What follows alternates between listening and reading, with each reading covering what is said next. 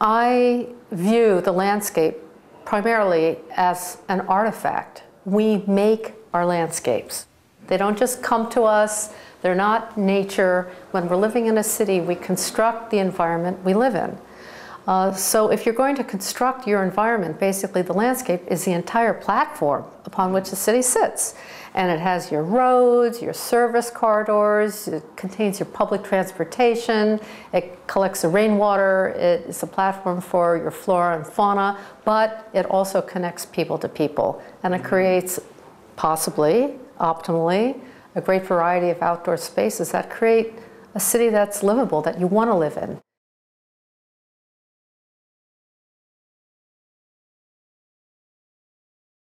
Much broader, because I have all sorts of statistics, but the amount of time that we spend on the street is much greater than the time we spend on the park.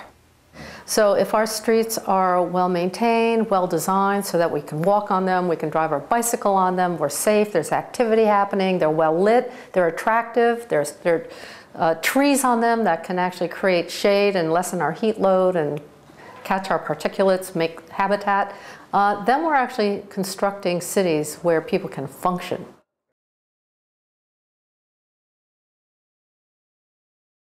I really am impressed with Europe. I think Europe is actually at the forefront of a lot of what has been happening in terms of sustainability, because those folks have been dealing with pressure on prices for gasoline for a long time. They've been actually not subsidizing their gas bill. People pay a lot for fuel. And so that they've developed a lot of technology about making buildings smart for over a long time. But the thing that I really like is that they've expanded their notion of sustainability to not just be buildings, but to be communities and cities. And the US is not that far evolved at this point when they're thinking about cities as being sustainable. We're getting there, and that there are cities who have been working on it. But by and large, Europe is really at the forefront.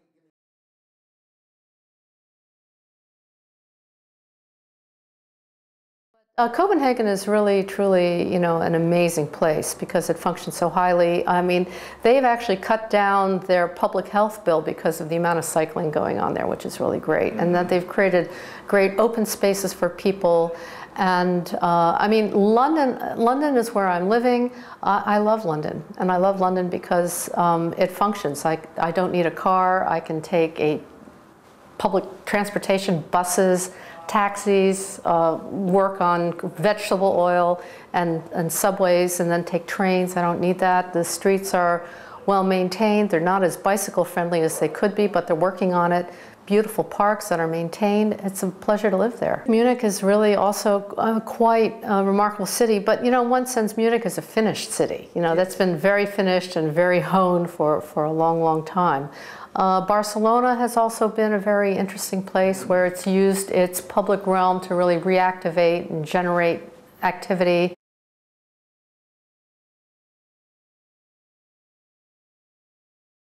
I don't think it's that hard. First of all, the US is just learning that we need to remake cities. It's not that you make cities. We're still young enough that we think if you make the city, hey, it's done.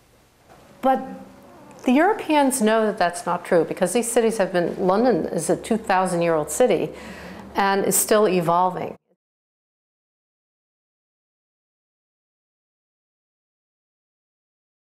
Getting people to live in your city is a real issue if in fact you're decreasing your population.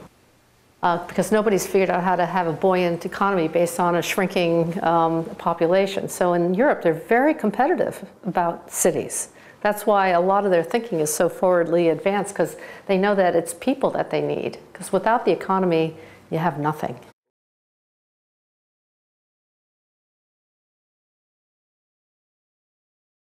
Climate change.